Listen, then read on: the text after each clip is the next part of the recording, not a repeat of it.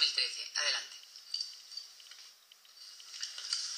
Madame la Présidente, Mesdames et Messieurs les eurodéputés, j'aimerais avant toute chose saluer les dizaines de milliers de victimes du Jugendamt et du Kindeswohl allemand. Je suis venu ici, Mesdames et Messieurs les députés, pour vous demander deux choses. Premièrement, de ne plus sous-estimer le problème très grave du Kinderklau, un problème qui ravage actuellement l'Allemagne et qui s'étend progressivement aux autres juridictions. Deuxièmement, de prendre conscience des risques auxquels nous nous exposons quand nous venons témoigner des mécanismes de la juridiction familiale allemande. Les enjeux politiques, économiques sont immenses pour l'Allemagne. Kinderklau est un mot allemand qui signifie vol d'enfant. Le terme Kinderklau n'a pas été inventé. Il suffit de regarder sur Google pour voir des centaines et des centaines de pages de sites de vidéos traitant tous du même sujet, le Jugendamt. À ce titre, j'aimerais tout de suite prier les interprètes qui nous aident aujourd'hui de ne pas traduire dans leur langue certains termes allemands comme Jugendamt, Beistandschaft ou Kindeswohl. Ces termes ont en effet une signification très précise, très spécifique, qui n'a pas d'équivalent dans nos juridictions. Les traduire par un terme approximatif ne peut que mener encore plus de confusion. C'est à mon avis la principale raison, pour laquelle les diverses commissions qui se sont penchées avant nous sur ce problème ne sont pas parvenues à déchiffrer les fondamentaux du problème. Je dois un peu faire court. Il y a eu un document de travail en 2011, un document de travail que monsieur le député Peter Jahr a toujours brandi en disant que le problème du Jugendamt a déjà été résolu.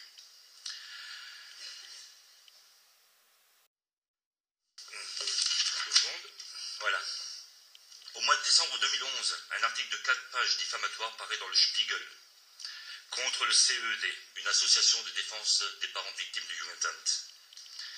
Le 12 janvier 2012, M. Rainer Wieland, ici présent, a insulté publiquement M. Carrer dans cette assemblée en le traitant de criminel. Et les autres parents victimes sont qualifiés quant à eux de théoriciens du complot. Aucun député n'a protesté. Fin janvier 2012, des reportages calomnieux sur le CED sont diffusés dans les grandes chaînes allemandes. À la meilleure heure d'audience, l'opinion publique allemande est préparée. Les très nombreux contacts allemands du CED ont peur. Au mois de février 2012, le parquet de Munich convoque le parquet de Milan chez Eurojust à l'invitation d'un magistrat allemand de liaison à La Haye. Précisément ce magistrat qui était présent lors des journées de travail à la commission Petit à Berlin, au mois de novembre 2011. Le procureur italien qui se rend à La Haye est celui qui a exécuté les ordres venus de Munich pour faire condamner Mme Colombo et sa vieille mère de 80 ans à 15 mois de prison. Quand bien même Mme Colombo a quitté l'Allemagne en pleine possession de ses droits parentaux. Les autorités allemandes ont falsifié les actes et émis un mandat d'arrêt préventif contre Mme Colombo.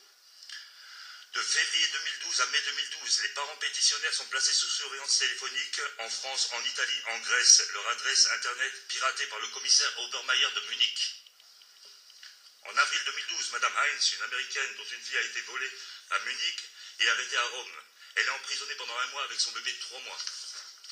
En juillet 2012, juste après les élections françaises, une série de mandats d'arrêt européens est lancée par le parquet de Munich contre M. Carrer, contre moi-même, le docteur Gigou, M. Theodorakis, citoyen grec en Grèce, Mme Kalina, citoyenne allemande arrêtée, emprisonnée en Allemagne puis transférée en Italie, alors que l'Allemagne n'extrade pas ses ressortissants. Les appartements des sympathisants en Allemagne, en France, en Italie sont visités par la police. Les sympathisants sont intimidés, menacés, des conséquences pénales s'ils maintiennent le contact avec les membres du CED. En juillet 2012, M. Carrer est arrêté, emprisonné, extradé.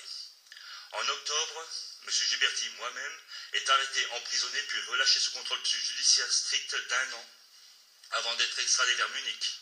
Il perd son emploi. Sa requête contre son extradition a été simplement refusée par le juge unique Angelika Nussberger, né à Munich.